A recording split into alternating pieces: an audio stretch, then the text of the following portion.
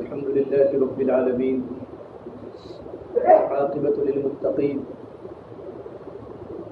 والصلاة والسلام على سيد الأنبياء والمرسلين وعلى آله وصحبه أجمعين أما بعد فأعوذ بالله من الشيطان الرجيم بسم الله الرحمن الرحيم ومن آياته أن خلق لكم من أنفسكم أزواجا لتسكنوا إليها وجعل بينكم مودة ورحمة إن في ذلك لآيات لقوم يتفكرون وقال النبي صلى الله تبارك وتعالى عليه وسلم أعظم النكاح بركة وأيسره مؤونة أو كما قال النبي صلى الله تبارك وتعالى عليه وسلم. میرے محترم پیارے بھائیو، یہ جو مجلس ہے وہ نکاح کی مجلس ہے. نکاح کرنا اللہ تبارک و تعالیٰ کی عبادت ہے. جس طریقے پر نماز کا پڑھنا عبادت ہے، رمضان کے روزے عبادت ہے، حج کرنا اللہ تبارک و تعالیٰ کی عبادت ہے، اس طرح نکاح بھی اسلام کا ایک اہم ترین حکم ہے کہ نکاح کرنا بھی اللہ تبارک و تعالیٰ کی عبادات میں سے ہے. اور نکاح بڑی خوشی کا پیغام ہے، اور اللہ کے نبی صلی اللہ تبارک و تعالیٰ علیہ وسلم نے نکاح کرنے کی امت کو ترغیب دی ہے کہ خود بھی نکاح کرو اور نکاح کراؤ. فَانْكِحُوا مَا طَابَ لَكُمْ مِنَ النِّسَاءِ مَثْنَىٰ وَثُلَاثَ وَرُبَاعَ. کہ نکاح کرو جس کے اخلاق اچھے ہو ایسی عورتوں سے. فَانْكِحُوا مَا طَابَ لَكُمْ. طیبن، طیب عطر کو عربی میں طیب بولتے ہیں،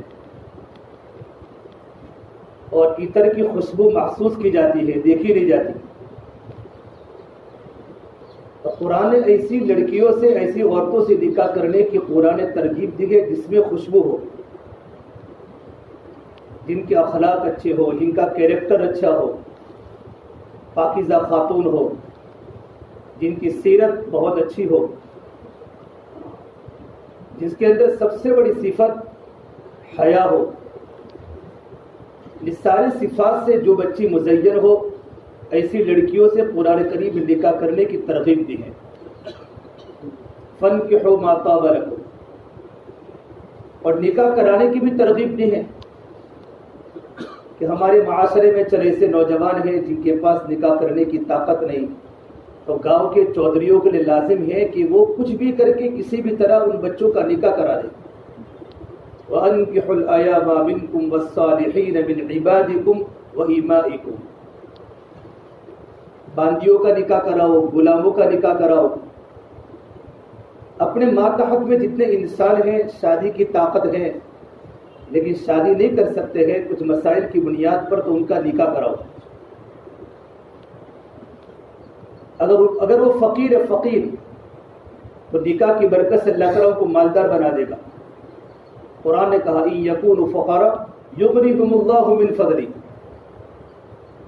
نکاح کی برکت سے انسان اللہ تبارک و تعالیٰ کی رحمت میں آ جاتا ہے اور انسان دولت والا بن جاتا ہے اگر وہ فقیر ہے.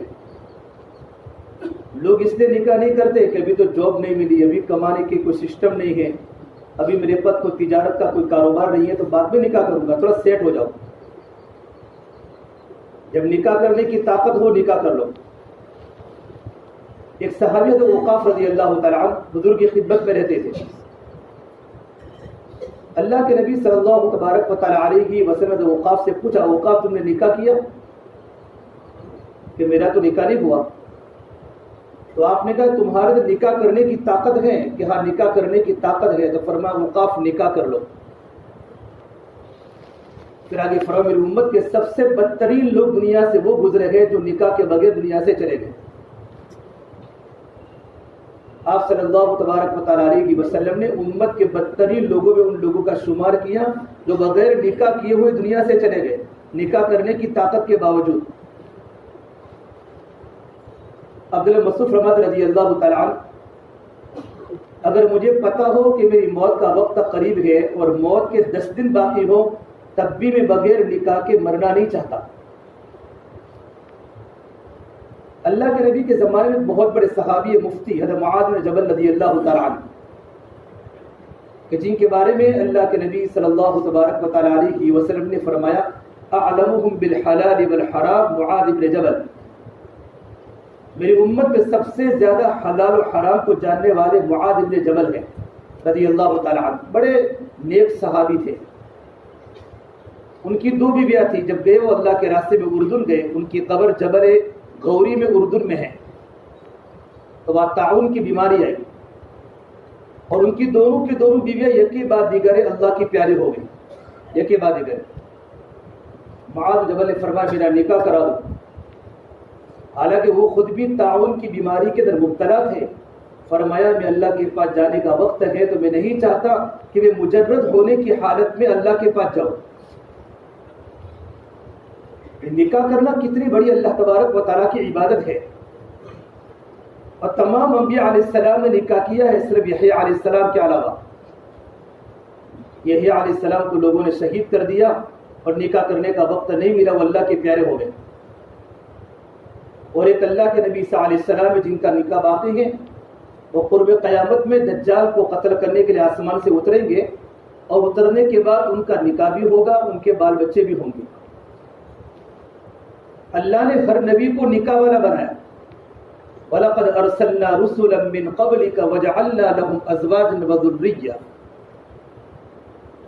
اللہ فرماتے ہم نے آپ سے پہلے جتنے بھی پیغمبر اتارے نبی جی ہم نے تمام کو نکاح والا بھی بنایا اور اولاد والا بھی بنایا. تو نکاح کرنا تمام انبیاء علیہ السلام کی مشترکہ سنت ہے. 4 سنتیں تمام انبیاء علیہ السلام کی ہیں. عطر لگانا, مسواک کرنا اور حیا اور نکاح یہ تمام انبیاء علیہ السلام کی سنت ہے. جس طرح نکاح کرنے کی ترغیب ہے اور بھائی نکاح کرنا تو اللہ تعالیٰ کی ایسی عبادت ہے کہ مرنے کے بعد تمام کی تمام عبادتیں ختم ہو جائیں گی. مرنے کے بعد کہ نماز موت کے بعد ختم. ہاں نماز کا بدلہ ملے گا کہ روزے کا بدلہ آخرت میں ملے گا لیکن موت کے بعد روزہ نہیں, نماز نہیں, حج نہیں, صدقہ خیرات نہیں. لیکن نکاح اتنی بڑی اہم ترین اللہ تبارک و تعالیٰ کی عبادت ہے کہ دنیا سے جانے کے بعد بھی جنت میں جانے کے بعد بھی اللہ تبارک و تعالیٰ مومن بندوں کا نکاح اللہ جنت کی حوروں سے کراتا رہے گا. اور جنت کی جو دنیا کی جو عورت مومنہ نیک عورت اللہ تعالیٰ اس کو جنت کی حوروں کا سردار بنائیں گے کہ جنت میں نکاح چلتا رہے گا. کہ نکاح اللہ تبارک و تعالیٰ کو بہت پسند ہے. سیدنا ابوالقادر جیلانی رحمہ اللہ نے اپنی کتاب غنیہ میں لکھا ہے ایک حدیث پاک لکھی ہے مسکین مسکین مسکین لیست لہا امرأۃ.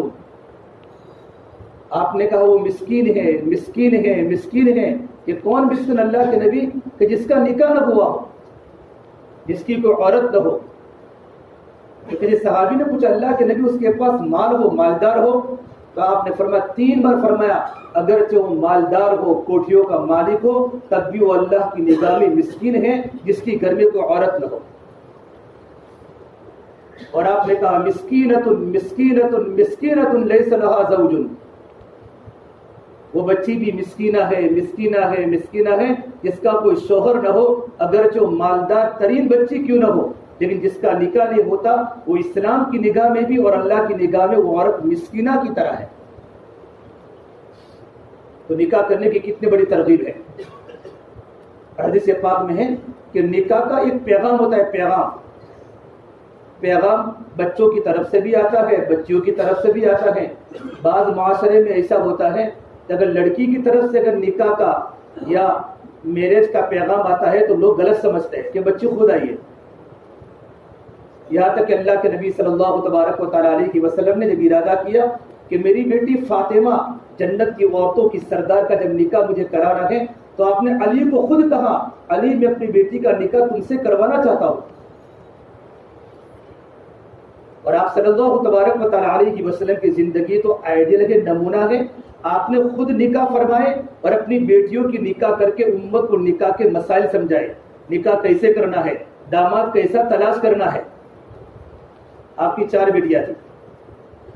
حدیث پاک میں ہے جب تمہارے سامنے کوئی نکاح کے پیغام کا رشتہ ہے رشتہ تو رشتے میں تو 2 باتیں دیکھو. ترمذی شریف کی روایت ہے. ہاں 2 باتیں دیکھو, خلقہ و دینہ. بچہ ہے یا بچی ہے تو اس کے اخلاق دیکھو اور اس کا دین دیکھو. اخلاق کیریکٹر دیکھو اس کا اور اس کا دین دیکھو. بچہ یا بچے میں دونوں باتیں مکمل طور پر ہیں. بچہ دیندار بھی ہے, بچی دیندار بھی ہیں اور بچے کے اخلاق بھی اچھے ہیں, بچی کے اخلاق بھی اچھے ہیں تو رشتہ بخوشی قبول کر دو. اور یہ فرمایا وَإِلَّا تَفْعَلُوهُ, اگر تم نے ایسے رشتے کو کہ بچے میں اور بچی میں اخلاق بھی تھے اور دین بھی تھا لیکن مال و دولت نہیں تھا, فقیر تھا, ڈگری نہیں تھی, کھیتی باڑی نہیں تھی, یہ تمام چیزیں نہیں تھی لیکن 2 چیزیں مکمل طور پر موجود تھی, اگر تم نے نکاح کا پیغام اگر تم نے ٹھکرا دیا, حدیث میں ہے تکن فساد و فتنۃ عریض, بہت بڑا فتنہ اور بہت بڑا فساد دنیا میں آئے گا. ترمذی شریف کی روایت ہے. یہ 2 چیزیں دیکھو, اخلاق دیکھو اور کیا دیکھو, اس کا دین دیکھو. حسن بصری رحمۃ اللہ علیہ ہمارے بزرگوں میں ہیں, تمام تصوف کے سلسلے ان تک پہنچتے ہیں. ان سے کسی نے پوچھا حضرت اگر میرے پاس, ایک بچے نے کہا میرے پاس کچھ رشتے کا پیغام آیا ہے بچیوں کے, تو میں نکاح کس بچی سے کروں؟ الگ الگ رشتے آئے ہیں. حضرت بڑے عالم تھے ماشاءاللہ, بڑے اللہ والے, فرمایا بھئی جو بچی دیندار ہو, بلکہ جو بچہ دیندار ہو اس سے نکاح کر لو. اس لیے کہ اگر بچہ دیندار ہے دیندار, اور اگر وہ تمہاری لڑکی سے اگر وہ نکاح کر لے گا, اگر لڑکی اگر اس کو پسند آ گئی پسند, تو بہت بڑی نعمت بن جائے گی. وہ لڑکی کی قدر بھی کرے گا, اللہ کی نعمت کی قدر بھی کرے گا.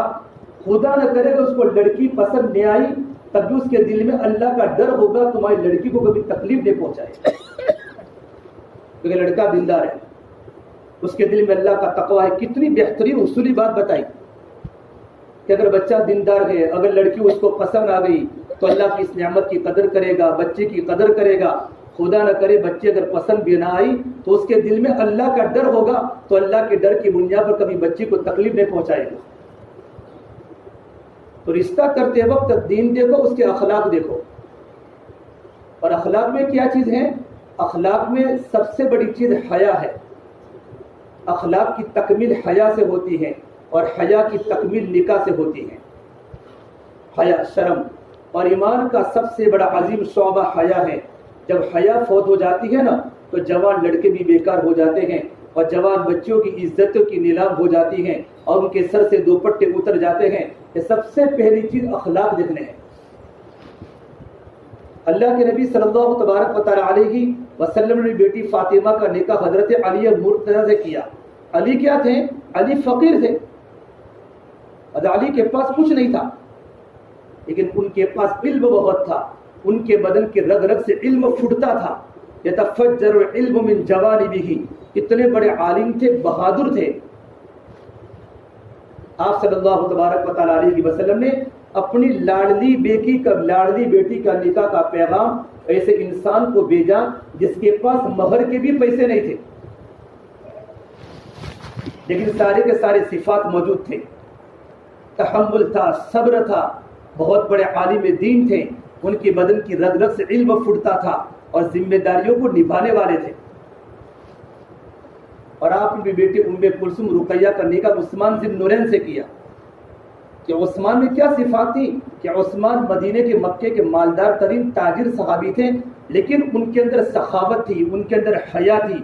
اتنی حیا تھی کہ آسمان کے فرشتے عثمان غنی سے حیا کرتے تھے. سخاوت تھی, حیا تھی.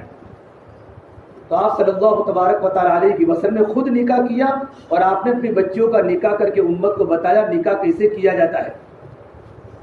بڑی خوشی کا پیغام ہے. جسے میرے نبی نے فرمایا جب بچہ پیدا ہو جاوے تو بچے کے پیدا ہونے کے بعد بچے کا اچھا نام رکھو، بچے کو اچھی تعلیم دو. جب بچہ بالغ ہو جاوے تو ماں باپ کی ذمہ داری بنتی ہے بچے کا اچھی جگہ پر نکاح کرا لے. اگر تم نے تمہارے بچوں کا نکاح نہیں کروایا بالغ ہونے کے باوجود کہ بچہ اپنے ہاتھوں پر کھڑا ہو جاوے، کچھ کمانے والا بن جاوے، اور بچہ اگر کسی گناہ میں مبتلا ہو گیا، حدیث پاک بخاری شریف کی روایت ہے، بچہ تو گنہگار ہوگا، بچے کے ماں باپ اس گناہ میں برابر شریک رہیں گے. سے ماں باپ کی ذمہ داری ہے کہ بچوں کی اچھی تربیت کرے. جب بالغ ہو جاوے نا بچہ یا بچی تو ان کا فوراً رشتہ کرا دیں. یہ ماں باپ کی ذمہ داری بنتی ہے. اب نکاح کیا چیز ہے؟ نکاح کا معنی کیا ہوتا ہے؟ نکاح کا معنی ہوتا ہے دو جان کا یک جان ہو جانا، دو چیزوں کا ایک چیز ہو جانا. نیند کا آنکھوں میں جانے کے بعد نیند کا آنکھوں میں جا کر سما جانا، ایک ہو جانا. بارش کے قطرے کا زمین میں ملا کر بارش کا قطرہ اور زمین دونوں کا ایک ہو جانا، اس کا مطلب ہے نکاح. مرد کا اپنی بیوی پر اتنا اعتماد ہو کہ اعتماد کی صورت میں مرد اور عورت دونوں کا یک جان ہو جانا.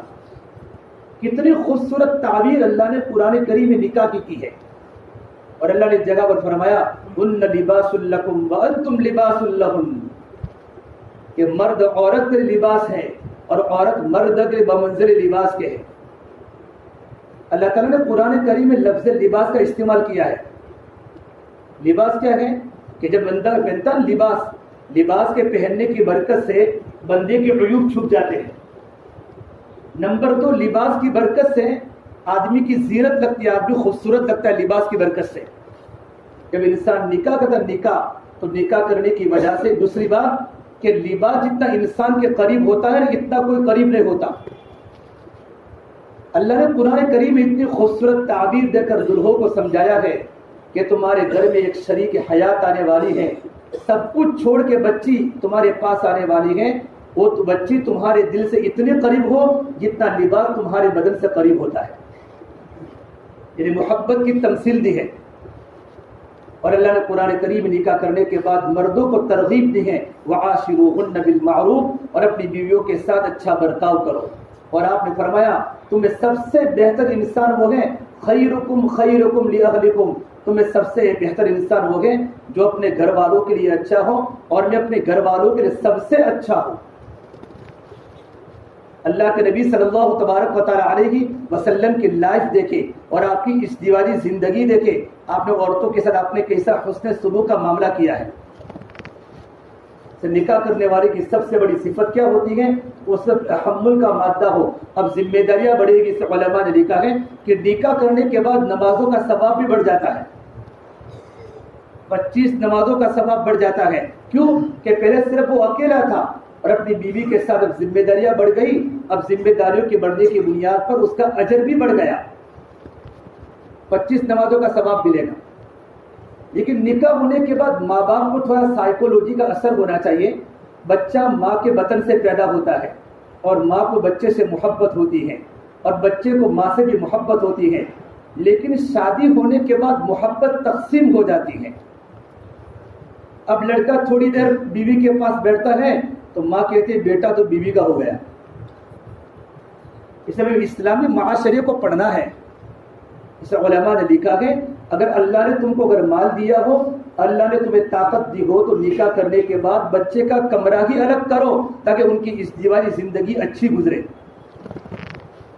اب محبت تقسیم ہو گئی. اب لڑکی سب کچھ چھوڑ کے قربان ہو کے آتی ہے نا تو اللہ تعالیٰ شوہر کے دل میں بیوی کی محبت ڈالتا ہے. ہاتھ میرج تھا، منگنی تھی، بیوی بیمار ہوئی، شوہر کو اتنا درد نہیں ہوتا. لیکن نکاح ہونے کے بعد اتنی محبت پیدا ہو جاتی ہے کہ جب بیوی کو بیمار ہوتا ہے تو شوہر پریشان ہو جاتا ہے اور شوہر کی تکلیف پر بیوی پریشان ہو جاتی ہے. اور اللہ نے قرآن کریم میں اللہ نے نکاح کو اپنی نشانی کہا. دیکھو نشانی آسمان اللہ کی نشانی ہے، زمین اللہ تبارک و تعالیٰ کی نشانی ہے. اور نشانی کس کو بولتے ہیں کہ اللہ تعالیٰ کے سوا کوئی کر ہی نہیں سکتا. اللہ تعالیٰ نے ساسو اور بہو کے رشتے کو نشانی نہیں کہا، اولاد اور ماں باپ کے رشتے کو نشانی نہیں کہا. لیکن اللہ نے قرآن کریم میں میاں بیوی کے رشتے کو اللہ نے نشانی کہا. وَمِنْ آیَاتِهِ، یہ اللہ تعالیٰ کی بہت بڑی نشانی ہے. ان خلق لکم من انفسکم ازواجا، اللہ نے تمہارا جوڑا بنایا، تمہارا نکاح بنایا. اور اللہ نے تین ورڈ اللہ نے استعمال کیا ہے، سکون، محبت اور ہمدردی. لتسکنوا الیہا وجعل بینکم مودۃ ورحمہ. پھر اللہ نے آگے عجیب جملہ کہا ہے، ان فی ذلک لآیات لقوم یتفکرون. غور و فکر کرنے والے کے لیے اس نکاح میں اللہ تعالیٰ کی بڑی عجیب نشانیاں ہیں. کہ نکاح کرنے کے بعد سب سے پہلے کیا ملتا ہے؟ سکون ملتا ہے. ایسا علماء نے کتابوں میں لکھا ہے جب انسان کی شادی کی پہلی رات ہوتی ہے اور انسان شادی کی پہلی رات میں اگر نبی کی سنتوں کی مذاق کرتا ہے، مذاق فرمایا ان لوگوں کی شادی کی بات بھی نظر آوارہ ہو جاتی ہیں جن لوگوں نے شادی کی پہلی رات میں اللہ کے نبی کی سنتوں کی مذاق کی ہے. اور نکاح ہونے کے بعد سکون ملتا. قرآن نے کہا لتسکنوا الیہا، مرد کو بیوی سے سکون ملتا ہے اور بیوی کو اپنے شوہر سے سکون ملتا ہے. وجعل بینکم مودۃ، پھر محبت آ جاتی ہے. اللہ نے آگے کہا ورحمہ. دیکھو جوانی میں ہوتی ہے محبت، جب جوانی کے جذبات ختم ہو جاتے ہیں نا تو بڑھاپے میں تو وہ چیز رہتی نہیں. تو اللہ نے کہا ہمدردی، کہ بوڑھا اپنی بوڑھی پر ہمدردی کرے اور بوڑھی اپنے بوڑھے پر ہمدردی کرے، کہ دونوں کو آپس میں ہمدردی کی ضرورت پڑتی ہے. پھر اللہ نے قرآن کریم کی آگے آیت بتائی، ان فی ذلک لآیات لقوم یتفکرون. کہ نکاح اللہ تعالیٰ کی بڑی اہم ترین عبادت ہے. نکاح میں سکون بھی ہے، نکاح میں محبت بھی ہے اور نکاح میں ہمدردی بھی ہے. نکاح کرنے کے بعد بھی انسان کی نظریں اگر آوارہ ہو جاتی ہیں، یقین مانو اسے نکاح کی سنتوں کی مذاق کی ہے. اللہ کے نبی نے نکاح کی ترغیب دی، اے نوجوانوں کی جماعت، یا معشر الشباب، اے نوجوانوں کی جماعت، من استطاع منکم الباء فلیتزوج، جن میں نکاح کرنے کی طاقت ہو چاہے وہ اپنی بیوی سے نکاح کر لے. نکاح کرنے کے بعد کیا ہوگا؟ آدمی کی آنکھوں کی بھی حفاظت ہوگی اور آدمی کی شرم کا بھی حفاظت ہوگی. آدمی کی نکاح کی بھی حفاظت ہوگی اور شرمگاہ کی حفاظت. پھر میرے نبی نے فرمایا اگر تمہیں نکاح کرنے کی طاقت نہ ہو تو میرے نبی نے فرمایا روزہ رکھنا شروع کر لو، کہ روزہ اندر کی شہوانی طاقت کو توڑ دے گا. کہ روزہ رکھنا شروع کر لو. اب بیوی ہمارے گھر میں آئی ہے تو محبت تقسیم ہو گئی. اب ماں کیا سمجھتی ہے؟ یہ تو بیوی کا ہو گیا. اس کے سسرال میں جاتا ہے تو ماں کو تکلیف ہوتی ہے. یہ سائیکولوجی ایک اثر ہوتا ہے، لیکن ماں کو سمجھ ہے میرا بیٹا ہی ہے اور بیٹے کو بھی ماں کا خیال کرنا ہے اور بیوی کا بھی خیال کرنا ہے. بیلے سے زندگی گزارنی ہے. بیوی کی محبت میں ماں کو نہیں چھوڑنا اور ماں کی محبت میں بیوی کو نہیں چھوڑنا. گھر میں حدود ہیں، شوہر کا بھی ایک حد ہے، بیوی کے بھی ایک حد ہے، نند کی بھی ایک حد ہے، ساسو کی بھی ایک حد ہے. تو ہمارا سارا گھر کا معاشرہ جب حدود میں چلتا ہے، ہمارا گھر خوش و خرم کی زندگی گزارتا ہے. جب حد ٹوٹتی ہے، حد جب میاں حد توڑتا ہے، بیوی حد توڑتی ہے، ساسو حد توڑتی ہے، سسر حد توڑتا ہے، تو سنگ مرمر کے مکان بھی کانٹے دار صحرا بن جاتے ہیں اور اچھے اچھے مکانوں میں چیخنے کی آوازیں شروع ہو جاتی ہیں اور ماربلوں کے مکانوں کے اندر بھی چیخو پکار کی آوازیں آتی ہیں کہ حدود ٹوٹ چکی ہے. حدود بتائی. میرے نبی نے کہا نکاح سنت ہے. نکاح سنت نہیں، النکاح من سنتی، نکاح میری سنت ہے، یعنی میں نے جیسا نکاح کیا ویسا نکاح کرنا سنت ہے. فمن رغب عن سنتی فلیس منی، اور جو میری سنت سے اعراض کرے گا اس سے مجھ سے کوئی تعلق نہیں. اللہ کے نبی صلی اللہ تبارک و تعالی علیہ وسلم نے اسلام کی خوبصورتی بتائی کہ کوئی انسان بغیر نکاح کے اللہ تک نہیں پہنچ سکتا. اللہ تبارک و تعالیٰ تک پہنچنا ہے، بچی بھی ہوگی، بیوی بھی ہوگی، اولاد بھی ہوگی، کاروبار بھی کرنا پڑے گا. اسے مرد کے ذمے ہے نان و نفقہ دینا عورت پر واجب ہے. دیکھو ایک بات بتاؤ، حدیث پاک میں لکھا ہے 3 آدمی اللہ تبارک و تعالیٰ کی مدد میں ہوتے ہیں. 3 آدمی. پہلا، اللہ اس بندے کی مدد کرتا ہے کہ آقا نے اپنے غلام کو یوں کہا ہو، یہ بات سمجھ میں نہیں چونکہ ماحول نہیں ہے، آقا نے اپنے غلام کو یوں کہا ہو مکاتب کو، اگر تم مجھے اتنے پیسے دے دے کہ میں تجھے غلامی سے آزاد کر دوں. اس غلام کو مکاتب کہا جاتا ہے. اس مکاتب غلام کی اللہ مدد کرتا ہے. نمبر 2، وہ میاں شادی کرنے کے بعد اپنے بال بچوں کے لیے اور اپنی بیوی کی ضروریات کو پوری کرنے کے لیے مزدوری کرتا ہے. کلر کا کام کرتا ہے، نہ دھوپ دیکھتا ہے نہ سردی دیکھتا ہے، تاکہ میرے بال بچوں کو حلال روزی ملے، اس بندے کی بھی اللہ تبارک و تعالیٰ مدد کرتا ہے۔ تیسرا وہ بندہ جو اللہ کے راستے میں نکلتا ہے اور اپنی جان کو ہتھیلی پر رکھ کر چلتا ہے، وہ بندہ بھی اللہ تبارک و تعالیٰ کی مدد میں ہوتا ہے۔ یہ حدیث پاک ظاہر میں آئی، بخاری شریف کی حدیث ہے۔ کل قیامت کے میدان میں بندوں کے سارے اعمال تولے جائیں گے، لیکن اعمال کے ترازو میں سب سے زیادہ وزن اس عمل کا ہوگا جو عمل جس مرد نے اپنی بیوی اور اپنے بچوں کی ضرورت کو پورا کرنے کے لیے کمانے گیا ہو، مزدوری کرنے گیا ہو اور نان نفع کی فکر کی ہو، وہ وزن تمام ترازو میں سب سے زیادہ وزنی ہوگا۔ نہ نماز کا ہوگا، نہ روزے کا ہوگا، نہ حج کا ہوگا، نہ زکات کا ہوگا، نہ صدقہ کا ہوگا، نہ خیرات کا ہوگا۔ سب سے زیادہ وزنی عمل وہ ہوگا کہ مرد اپنی بیوی کے نان نفع کو پورا کرنے کے لیے اس نے مزدوری کی ہو، بچوں کی حلال روزی کے لیے۔ نکاح کرنا بہت بڑی عبادت ہے۔ اب نکاح کے بعد آتا ہے ولیمہ، اور نکاح میں ہوتی ہے مہر زیادہ ہو، ایک مہر معجل اور ایک مہر مؤجل، ایک نقد مہر اور ایک ادھار مہر۔ کیا بیوی کو بھی ادھار مہر دے سکتے ہیں؟ اب روکڑ مہر دے دو کہ بیوی نے معاف کر دیا پہلے سے۔ اب تو عورتیں بھی بہت چالاک ہو گئی ہیں، معاف نہیں کرتی، چونکہ ان کو بتاتا معاف کریو، ورنہ تم نے اگر معاف کر لے 10,000 15,000 بعد میں 1 روپیہ لینا مشکل ہو جائے گا، تیرے پیسے تیری سوٹ کیس میں پڑے ہوں گے تو بعد میں کام آئیں گے۔ عورتوں کو معاف بھی نہیں کرنا چاہیے۔ ہاں اگر عورتیں معاف کر لینا، حضرت علی فرماتے تھے، حضرت علی رضی اللہ تعالیٰ عنہ ایسے مہر سے کیا کہ شہد خریدتے تھے اور مریضوں کو پلانے سے مریضوں کو شفا، بہت برکت والا پیسہ ہوتا ہے مہر کا۔ نقد مہر دے دو، مہر دینا، کیونکہ مہر یہ مرد پر واجب ہے، ایک ادھار مہر ایک نقد مہر۔ اس کے بعد ہوتا ہے ولیمہ۔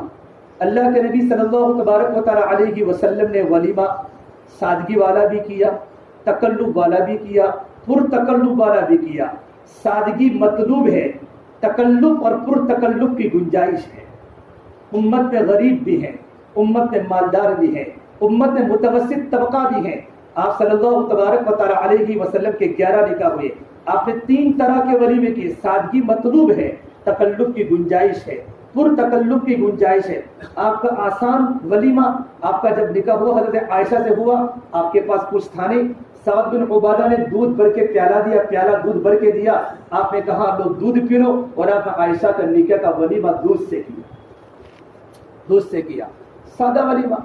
اور آپ نے تھوڑا تکلف والا بھی ولیمہ کیا، تکلف والا بھی۔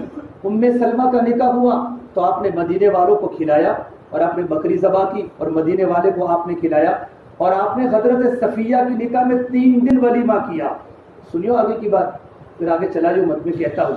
آپ نے صفیہ کی نکاح میں 3 دن کا ولیمہ کیا، اور 3 دن کا ولیمہ کرنے کی اجازت بھی ہے، لیکن کیسا آپ نے ولیمہ کیا؟ بے مدینہ والوں اپنے گھر سے کھانا لے آؤ، میرے دسترخوان پر کھانا۔ ہمارے گھر سے کوئی کڑی لاوے، کوئی بٹاکا لاوے، کوئی یہ لاوے، اپنے اپنے گھر سے کھانا لے آؤ۔ اور آپ صلی اللہ تبارک و تعالیٰ علیہ وسلم کے گھر پر دسترخوان بچھا رہا، مدینے والے آئے اپنے گھر سے کھانا لے کر، اور 3 دن تک ولیمہ چلتا رہا۔ آپ نے اس کو ولیمے کا عنوان دیا ہے۔ اور آپ نے دیکھا مدینے میں مالدار بھی ہیں تو آپ نے مالداری والا ولیمہ کیا۔ اور آپ نے حضرت زینب کا نکاح، زینب بنت جحش طلاق شدہ عورت ہے، زید بن حارثہ کی بیوی ہے، آپس میں بنی نہیں، زید بن حارثہ نے طلاق دے دی۔ آپ نے زید بن حارثہ کو اپنا متمنا بیٹا بنایا تھا، تو زمانے جاہلیت میں ایک رسم و رواج تھا کہ لے پالک بیٹا، کھولے والا بیٹا، اگر بیٹا کسی لڑکی سے نکاح کر لے اور لڑکا اس عورت کو طلاق دے دے تو لڑکے کا اصلی باپ نہیں بلکہ جس کے پاس ہیں وہ نکاح نہیں کر سکتا۔ اللہ کے نبی صلی اللہ تبارک و تعالیٰ علیہ وسلم پر اللہ نے بات ڈالی، آپ زینب سے نکاح کر لو۔ اور زینب کا نکاح اللہ نے آسمانوں پر کرایا۔ ابھی نکاح ہوگا، نکاح میں گواہ بھی ہوتے ہیں، نکاح میں وکیل بھی ہوتے ہیں، اور نکاح میں ایجاب و قبول بھی ہوتا ہے۔ ایجاب و قبول کے بغیر نکاح نہیں ہوتا، لیکن پوری دنیا میں ایک خاتون ہے زینب بنت جحش جس کا نکاح بغیر ایجاب و قبول کے ہوا۔ فلما قضى زید منها وطرا زوجناکها لکی لا یکون علی المؤمنین حرج۔ اے محمد عربی صلی اللہ علیہ وسلم، ہم نے آپ کا نکاح زینب سے آسمانوں پر کر لیا ہے بغیر ایجاب و قبول کے۔ زینب اتنی خوش ہوئی، زینب بنت جحش اتنی خوش ہوئی کہ زینب نے کہا اللہ کے نبی ولیمہ میں کروں گی، اور بکرے کو ذبح کیا اور پورے مدینہ والوں کی شاہی دعوت فرمائی 3-4 ہزار مجمع نے کھانا کھایا. سادگی مطلوب ہے، تکلف کی گنجائش ہے اور پر تکلف کی بھی گنجائش ہے. لوگ کہتے ہیں یار اتنا بڑا ولیمہ کیا کسی بیٹی کا نکاح ہو جاتا؟ ایسے جملے نہیں کہنے کے، یہ سیرت پر کمی ہے ہماری. ہم نے اللہ کے نبی کی زندگی کو پڑھا نہیں. اگر ہم نے اللہ کے نبی کی زندگی کو پڑھا ہوتا نا، ہماری زبان پہ جملے نہ نکلتے. آپ کا نکاح، آپ کی بیٹی کا نکاح حضرت علی مرتضیٰ سے ہوا. نکاح بالکل سادہ، کوئی لینے نہیں ہے، کوئی بارات نہیں آئی.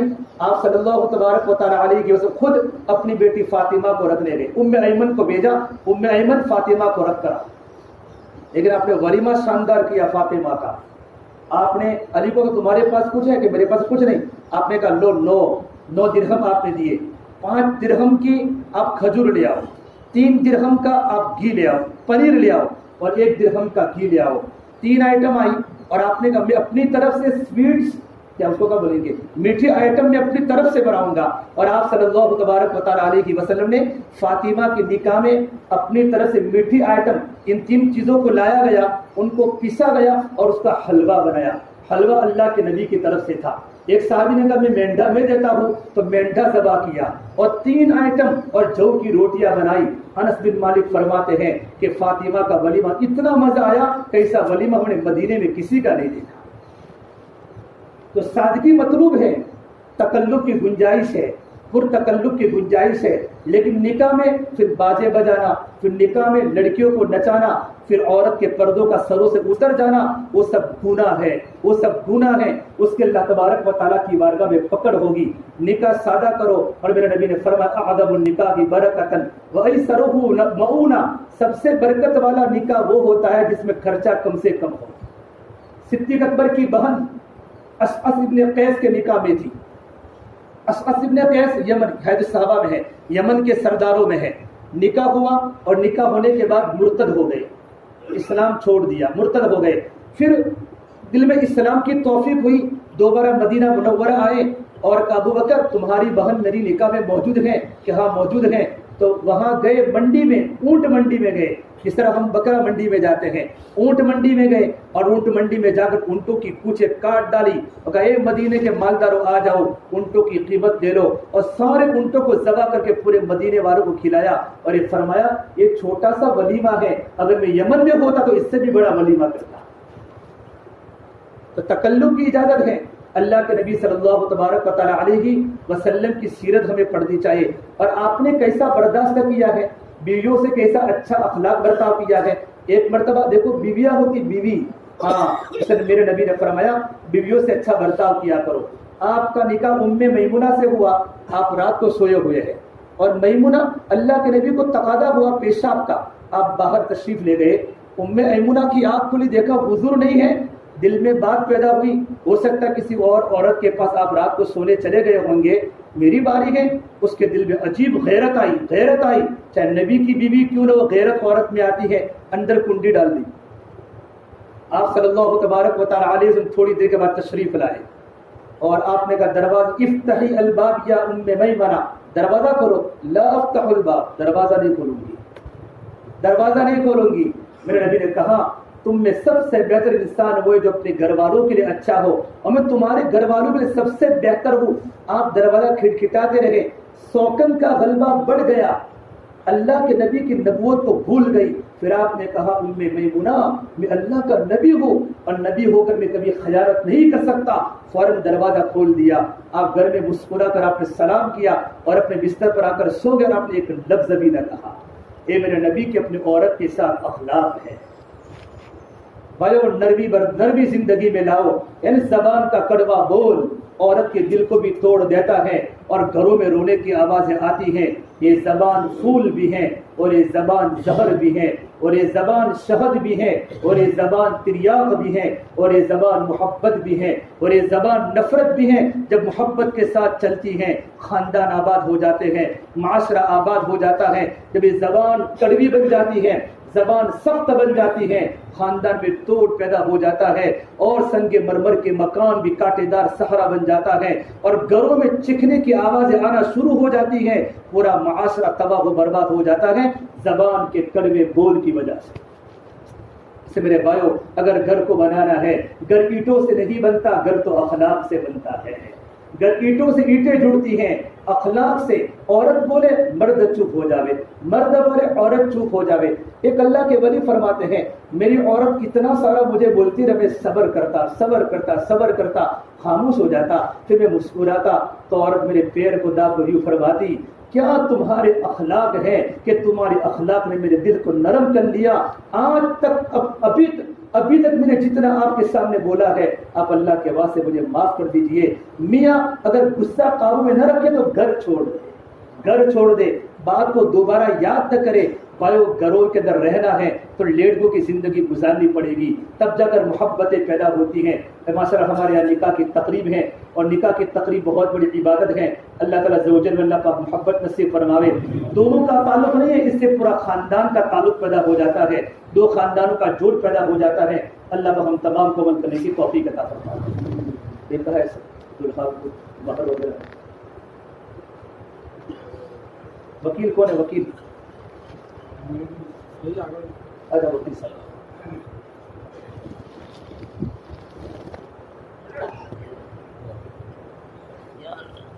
محی علی محمد بھائی کتنی مہر ہے؟ 7,700 کم ہے یار، مہر زیادہ کرو، 10 سے اوپر ہونی چاہیے۔ گواہ کون ہے؟ حنیف بھائی، عمر بھائی، آپ کی اجازت دلیے بچی سے چلیے۔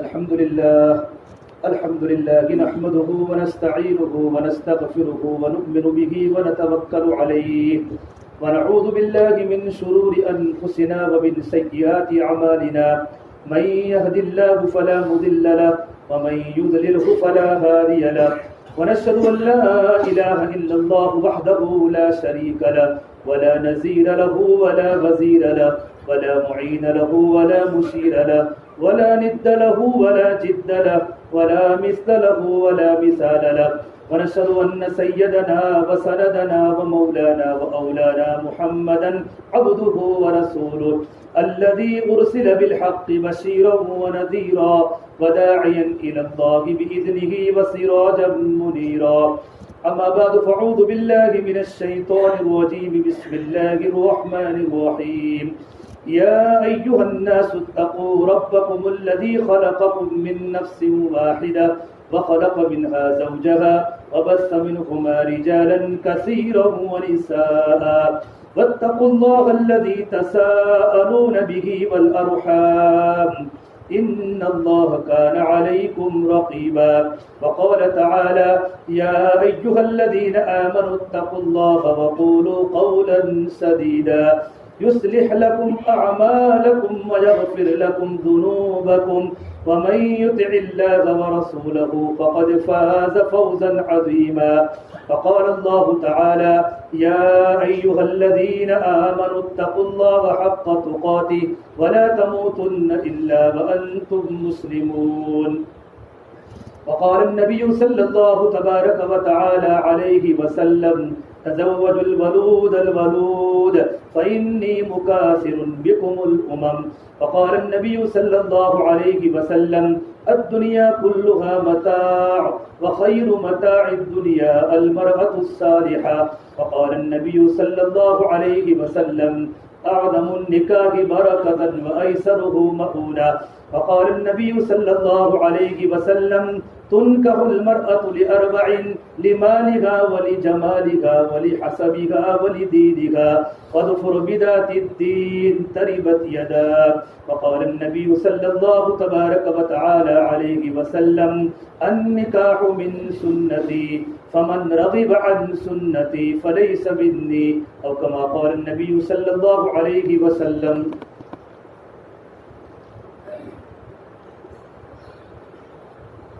محمد عاقب بھائی، محی الدین بھائی، علی بھائی کی صاحبزادی توحیدہ بین شیخ کانی کا 7,786 مہر نقد کی عوض میں وکیل کی وکالت سے گواہوں کی موجودگی میں میں نے اس بچی کا نکاح آپ کے ساتھ کروایا کہ آپ نے اس کو اپنے نکاح میں قبول کیا؟ میں نے اس کو بارک اللہ لک و بارک اللہ علیک وجمع بینکما بخیر۔ یہ شادی کے وقت مبارکبادی دینی چاہیے، یہ سنت ہے۔ اللہ کے نبی صلی اللہ تبارک و تعالیٰ علیہ وسلم کے زمانے میں جب بھی صحابہ کرام کے پاس کوئی بھی نعمت آتی، بچی پیدا ہو، بچہ پیدا ہو، نکاح کی تقریب ہو، مبارکبادی کہ اللہ تعالیٰ آپ کے بچے کو برکت دے، یہ بارک اللہ علیہ کا اس طرح کے الفاظ ہوتے ہیں۔ مبارک ہونے خالی معانقہ کرنا یہ کوئی مبارکبادی نہیں ہے، بلکہ مبارکبادی کے الفاظ استعمال کرے، اللہ تعالیٰ آپ کے بچے کے نکاح میں برکت دے، اللہ تعالیٰ تندرستی عطا فرماوے، فتنوں سے اللہ پاک حفاظت فرماوے۔ ایسی دعائیں دینا یہ صحابہ کرام کے زمانے میں ثابت تھا، ہم بھی ان دعاؤں کو دیتے رہے۔ اللهم لك الحمد كله ولك الشكر كله ولك الخير كله وإليه يرجع الأمر كله اللهم صل على سيدنا محمد وعلى آل سيدنا محمد وبارك وسلم ربنا ظلمنا أنفسنا وإن لم تغفر لنا وترحمنا لنكونن من الخاسرين لا إله إلا أنت سبحانك إني كنت من الظالمين لا إله إلا الله الحليم الكريم سبحان الله رب العرش العظيم والحمد لله رب العالمين نسألك موجبات رحمتك وعزائم مغفرتك والغنيمة من كل بر والسلامة من كل إثم لا تدع لنا ذنبا إلا غفرته ولا هما إلا فرجته ولا ضرا إلا كشفته ولا دينا إلا قضيته ولا مريضا إلا شفيته ولا حاجة هي لك رضا إلا قضيتها يا أرحم الراحمين يا أكرم الأكرمين يا أول الأولين يا آخر الآخرين يا راحم المساكين يا ذا القوة المتين يا حي يا قيوم برحمتك نستغيث أصلح لنا شغلنا كله ولا تكلنا إلى أنفسنا طرفة عين ربنا آتنا في الدنيا حسنة وفي الآخرة حسنة وقنا عذاب النار یا اللہ ہمارے گناہوں کو معاف فرما، یا اللہ خطایا سے درگزر فرما، یا اللہ سیئات کو حسنات سے مبدل فرما، یا اللہ تیرا تعلق ہمیں نصیب فرما، یا اللہ تیری ذات عالی سے ہونے کا یقین زندگی میں پیدا فرما، یا اللہ تو ہم سے راضی ہو جا، ہمیں اپنے آپ سے راضی فرما لے، یا اللہ تو ہمارا بن جا، تو ہمیں اپنا بنا لے، یا اللہ پوری امت کی پوری مغفرت فرما، امت کی جان کی، مال کی، عزت کی، آبرو کی حفاظت فرما، یا اللہ اس نکاح کی مجلس کو تیری بارگاہ میں بے انتہا قبول فرما، یا اللہ تو بے انتہا قبول فرما، اللہ زوجر اللہ محبت مودت نصیب فرما، اس دیوالی زندگی کے اللہ اس دیوالی زندگی کے اچھے موقع اللہ کی عنایت فرما، اللہ سچی محبت سب کو نصیب فرما، اے اللہ خاندانوں میں جوڑ کا ذریعہ بنا، خاندانوں میں جوڑ کا ذریعہ بنا،